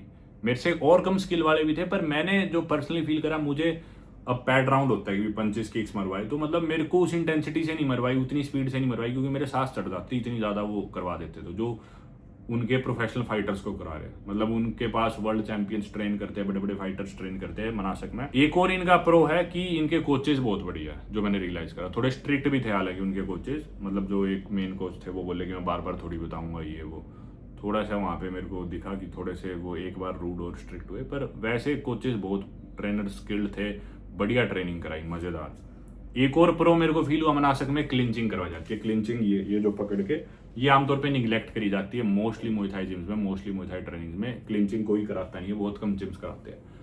इसमें प्रॉपर पार्टनर बना के हमारा 10 मिनट सिर्फ नॉन स्टॉप, मेरे को और मेरा एक पार्टनर पोर्टुगल का लड़का था, हमें पार्टनर बनाया गया कि 10 मिनट तक तुम्हें एक दूसरे के गर्दन पकड़ के घुटने मारने हैं एक दूसरे के। तो वो मेरी गर्दन दबा के मेरे छाती में घुटने मार रहा है, मैं उसकी पकड़ के मार रहा हूँ, और 10 मिनट तक हमें हाथ नहीं हटाना एक दूसरे की गर्दन से। तो पकड़ के मैं उसे क्लिंच कर रहा हूँ, वो पकड़ के मुझे क्लिंच मार रहा है। मतलब ऑब्वियसली पूरी ताकत से घुटने नहीं मारने, पर टेक्निक क्लिंचिंग पे बहुत काम हुआ। उनके 2 ही सेशन होते हैं दिन में, एक सुबह 8 बजे, एक शाम को 4 बजे। 2 घंटे की इंटेंसिव ट्रेनिंग होती है। ओल्ड स्कूल इंटेंसिव ट्रेनिंग बढ़िया आपको करनी है ना, तो मनासक से बढ़िया नहीं है कोई जिम। हो सकता है पर वो दूर है, मैंने एक्सप्लोर नहीं करे। इसके अलावा मनासक जिम के मैं कॉन्स की बात करूं तो दिन में 2 ही क्लासेज है, ऑप्शंस कम है, या तो सुबह जाते हो शाम को। डैंग में क्या है कि मैं दिन में भी जा सकता हूँ। एक और जिम है थपाए, जिसमें मैं दिन में भी जाता हूँ, कई बार 2 बजे का सेशन होता है उनका दिन का। तो 3 सेशन नहीं है मनासक में, 2 ही है, सुबह और शाम। तो फ्लेक्सिबिलिटी थोड़ी कम है, या तो सुबह जाओ 7-8 बजे या शाम को जाओ, ये दिक्कत है मनासक की। दूसरा कौन है, उनके पास कमरे तो है जिम में, अगर आप वहां रुक के कैंप लगाना चाहो, जो कि मैं करने का मेरा बड़ा मन था, लेकिन उनके पास 7 ही कमरे हैं और वो सोल्ड आउट रहते हैं हमेशा, तो कमरा नहीं मिलता मनासक मुए थाई में ट्रेनिंग करने के लिए। ये परेशानी है, आपको आसपास कोई होटल लेना पड़ेगा, और थोड़ा सा मनासक भी थोड़ा सा दूर पड़ता ही है, ईस्ट की तरफ है, तो उधर स्कूटर पे जाने में सुबह 8-9 मिनट लगते हैं मेरे को, सुबह जब मैं उधर जाता हूँ सेशन लगाने। तो ये कॉन्स थे, बाकी मनासक काफ़ी बढ़िया है। ठीक है, तो ये रहा मनासक। अब एक और जिम है जिधर मैं काफ़ी ज़्यादा रेगुलरली जाता हूँ, और ये जो तीसरा जिम है ये है थपाए। थपाए जिम है नॉर्थ ईस्ट में ही, ओल्ड टाउन के काफी नजदीक। इधर का डे पास है 450 थाई बात का, ये भी महंगा है, डैंग मुए थाई जितना इधर का ही प्राइस। लेकिन डैंग मुए थाई में ग्लव्स के अलग से 50 बात लेंगे, इधर नहीं लेंगे, ग्लव्स फ्री है। मनासक में भी ग्लव्स फ्री है, आपको ग्लव्स, शिन गार्ड जो भी चाहिए वो आपको फ्री में देंगे, बशर्ते इतनी बड़ी क्लास ना होगी, क्योंकि उनके पास बचे ही नहीं है। जितने उन्होंने फ्री में रख रखे आप यूज कर सकते हो जब तक वो अवेलेबल है। और थपाए बिजी नहीं रहता, बिल्कुल छोटे ग्रुप्स आते हैं, इसलिए मैं थपाए में बहुत जाता हूँ रिसेंटली। 3 क्लासेज होती है थपाए जिम्स की। मैं प्रोस की बात करता हूँ, एक तो 450 थाई बात का है, ये तो कौन ही, हालांकि थोड़ा सा महंगा, 50 बात मनासक से या काफी जिम से। 90 से 100 मिनट के सेशन होते हैं। प्रोज ये है कि बिल्कुल छोटे ग्रुप्स होते हैं, बिल्कुल। कभी कभी तो सिर्फ हम लोग 4 लोग होते हैं सेशन में और 2 ट्रेनर्स। कभी कभी होते हैं 6, 7, 8, 9, मैक्सिमम 10 लोग गए एक बारी। 10 से ज्यादा नहीं देखे मैंने, एक बार 11 भी गए शायद। 10 या 11 से ज्यादा लोग नहीं देखे मैंने। 7-8 सेशन मैंने थपाई में लगाए होंगे। बिल्कुल छोटे ग्रुप्स होते हैं, बिल्कुल छोटे। ट्रेनर ज्यादा ध्यान देते हैं, 2 से 3 ट्रेनर होते हैं। तो थपाई के मैंने प्रोज बताए कि भी ग्लव्स वगैरह फ्री है, इधर भी ग्रुप्स बहुत छोटे होते हैं। ट्रेनर जो है इनके एक्सट्रीमली नाइस है भाई, 2 से 3 ट्रेनर होते हैं, बहुत नाइस। एक तो उनका मेन ट्रेनर है ना, बहुत ही बढ़िया आदमी है, लवली इंसान है यार वो, बहुत मस्त। मतलब फ्रेंडली ट्रेनर, बहुत अच्छा। थपाई का और क्या है प्रोस, और प्रो ये है कि वो ना बिल्कुल सड़क पे है, हर इंसान आपको देखते हुए जाता है। तो कई बारी तो शुरू में मेरे को ये चीज अच्छी नहीं लगी, भाई मैं ट्रेनिंग कर रहा हूँ दुनिया देखती, बिल्कुल मेन रोड पे है, वो छोटा सा जिम है। ये इसका कौन है बहुत बड़ा थपाएगा कि वो काफी छोटा जिम है, तो रनिंग वगैरह करने में अंदर ज्यादा जगह नहीं होती, और स्पारिंग भी कर रहे हैं तो पिलर से बच के रहना होता है, कहीं सिर ना बिड़ जाए, ध्यान रखना पड़ता है अगर रिंग में स्पारिंग या पैड वर्क नहीं कर रहे तो ये दिक्कत है थपाई की। लेकिन इसका प्रो और कौन यही है कि कमर्शियल है, सड़क पे चलते चलते लोग आप देख रहे हैं, आपको ट्रेनिंग करने आप ट्रेनिंग कर रहे हो, लोग खड़े होकर आपको घूर रहे हैं, आप पैड वर्क पे लात गुस्से मार रहे हो, लोग आपको घूर रहे हैं। तो शुरू में तो मेरे को चीज अच्छी नहीं लगी, फिर मेरे को अच्छी भी लगने लगी क्योंकि बेइज्जती महसूस होती थी, लोग देख रहे अरे मेरे सांस चढ़ गई, तो मैं एक्स्ट्रा पुश करता था खुद को, तो ये चीज उसमें में अच्छी है थपाई की। तो ये रहा थपाई जिम। अब थपाई मैं कहूंगा डैंग मुए थाई का एक बहुत छोटा वर्जन है। डैंग मुए थाई भी थोड़ा मेन रोड पे, पर वो बहुत बड़ा जिम है, बहुत ज्यादा ट्रेनर्स है, बहुत ज्यादा स्टूडेंट्स है, कमर्शियलाइज्ड है। वहीं थपाई मुए थाई भी कमर्शियलाइज्ड है, मेन रोड पे है, पर बहुत छोटा वर्जन है डैंग मुए थाई का, इसलिए मुझे पसंद है कि भी ट्रेनर ज्यादा ध्यान दे रहे हैं, एटलीस्ट सड़क पे लोग देख रहे हैं, पता लग रहा है कि भैया थोड़ा शो ऑफ सा ज्यादा है, पर एटलीस्ट ट्रेनर ध्यान दे रहे हो, ट्रेनर बहुत बढ़िया है। अगर ट्रेनर बढ़िया ना होना तो इन किसी भी चीजों का कोई फायदा नहीं है। अगर आपकी ट्रेनिंग वो ठीक से नहीं करा रहे, आपको निग्लेक्ट कर रहे हैं, तो ये सारी चीजें जीरो हो जाती है। वो चीज बहुत बढ़िया है थपाई में, ट्रेनर्स बहुत अच्छे हैं। तो ये 3 जिम्स मैंने बताए मेन, जिधर मैं गया हूँ, जाता हूँ, जिसमें से मैं मेरा फेवरेट मैं कहूंगा अभी भी मैं मनासक, हालांकि मैं गया नहीं था ना, पर मेरा फेवरेट मनासक मुए थाई है। थपाई में जाता हूँ और रीजन से थपाई की थोड़ी ट्रेनिंग भी मनासक से आसान है, तो मुझे लग रहा है मैं अपने आप को मुझे और पुश करना चाहिए, मनासक में ज्यादा ट्रेन करूं। पर थपाई ज्यादा जाने के रीजन ये है कि एक तो 90 मिनट के सेशंस होते हैं, 2 घंटे का अगर मैंने सेशन लगा लिया ना मनासक में, तो मैं दूसरी ट्रेनिंग दिन में करना बहुत मुश्किल हो जाता है, या तो एंड्योरेंस या वेट ट्रेनिंग, या कई बार ऐसा भी होता है मुए थाई मैंने सुबह भी करी शाम को भी करी, वो चीज मेरी बॉडी मुझे नहीं लगता अलाउ करती है। 2 घंटे का इंटेंसिव सेशन मैं सुबह भी लगा लूं और शाम को भी लगा लूं, और ये चीज हर रोज कर लूं, वो रोज पॉसिबल नहीं है, मैं मानता हूँ मेरी बॉडी के लिए अभी एटलीस्ट। मेरे लिए बहुत हैवी हो जाती है, नई नई चीजें सीखता हूँ, टांगे दुखती है, इतनी लातें पड़ती है, इधर सूजी रहती है मसल्स, तो अभी आदत भी नहीं है बॉडी को जितनी वो एलीट फाइटर्स को आदत है, तो मेरे लिए मुश्किल हो जाता है। तो इसलिए थपाई में फ्लेक्सिबिलिटी ज्यादा है, कभी मैं दिन वाला सेशन लगा लिया, कभी सुबह कभी शाम, तो उन कारणों की वजह से मैं थपाई में काफी गया हूँ।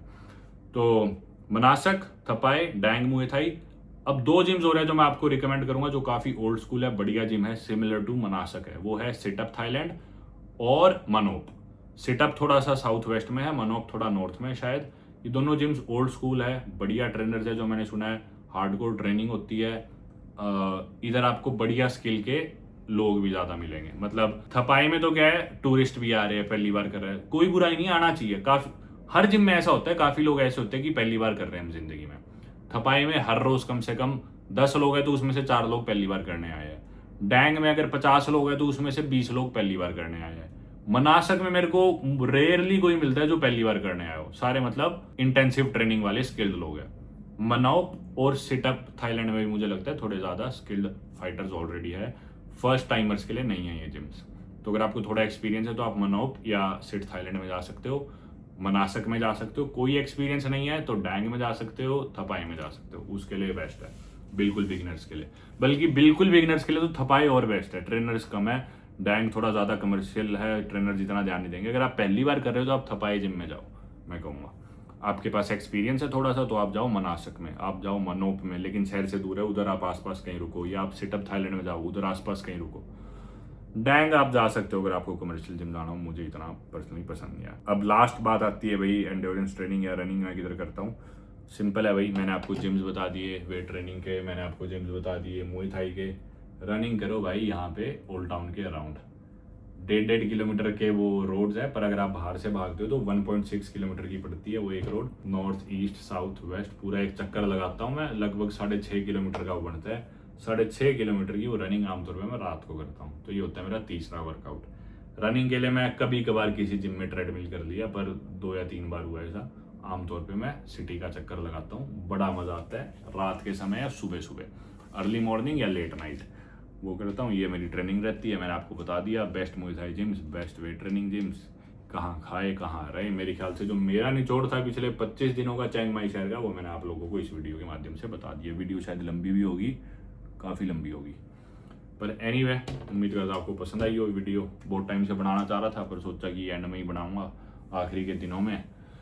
ताकि ज़्यादा बेहतर बताओ। अभी बहुत सी चीज़ें जो मैंने विजिट नहीं करी, बहुत सी प्लेसेस मैंने नहीं देखी इस शहर में, जो मैं शायद आने वाले दिनों में देखूँ। क्या बता पाई चला जाऊँ, क्या बता स्टिकी वाटरफॉल चला जाऊँ, क्या बता किसी एलिफेंट सेंचुरी में चला जाऊँ, किसी और कॉफ़ी शॉप, किसी मार्केट, कुछ भी कर दूँ क्या बता।